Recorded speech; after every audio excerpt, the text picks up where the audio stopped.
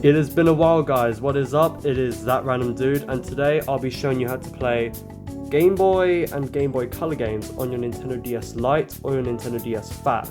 So, before we get started, firstly, make sure to like and subscribe to this video, and you will need quite a few things for this tutorial. So firstly, you will need an R4 card. The one I have here is the R4 Upgrade Revolution.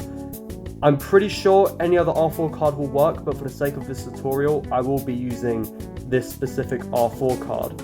You will also need a way to transfer your files from your micro SD card that you have from the R4 card. So I just have a 2 GB one here. So you will need a way to transfer files from your computer to the micro SD card, because we will need quite a few files for this. And your Nintendo DS Lite and DS Fat, of course. And depending on your R4 card, you can use a DSi or 3DS, but for the sake of this tutorial, I'm going to be using this card right here. So without further ado, let's get started. Okay, so now that you are on your computer, apologies for this absolutely abysmal setup right here. Anyways, now that you're on your computer, you basically just want to format your SD card drive. For me, I'm not going to do this because I already have the files that I need on my R4 card, but for the sake of this video, if you need to, go ahead and format your micro SD card. And after that, go onto the R4i website. And again, for the sake of this video, since I'm using a R4 Revolution card, I'll be using this firmware right here. And once you've downloaded that, I'll put the links in the description, by the way. Once you've downloaded that, you basically just want to grab, you basically just want to take everything here and put it onto your SD card, and it should work.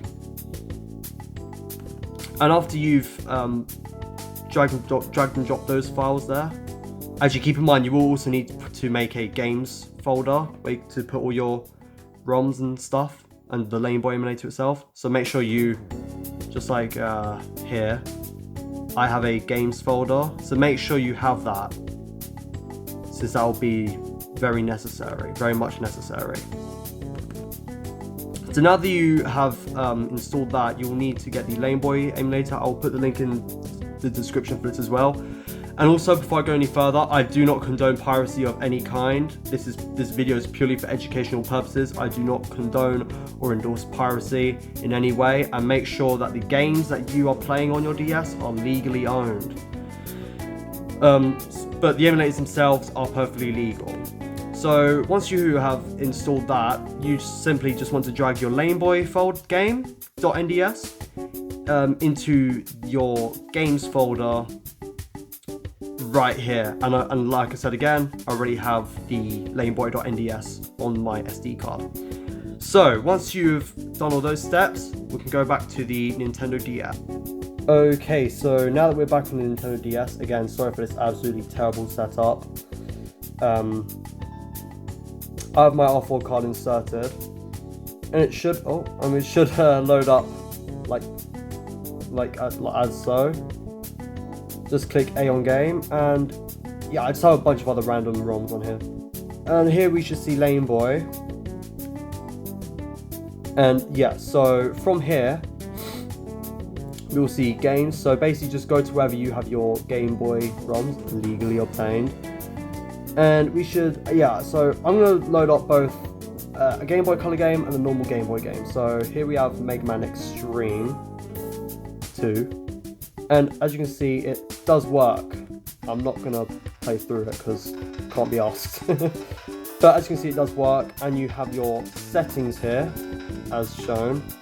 So you've got your save states, your controls, emulation sort of stuff, everything you basically need. And if you want to exit, just click A on that, and I'll also show you the Game Boy game.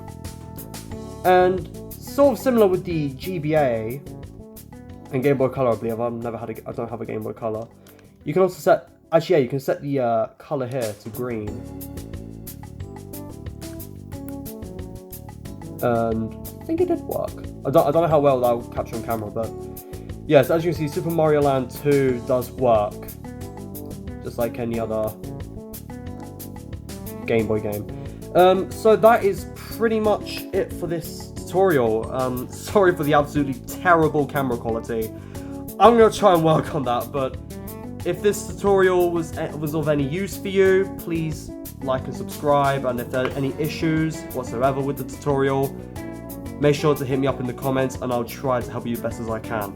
With that, thank you so much for watching, and I'll see you in my next tutorial. Bye!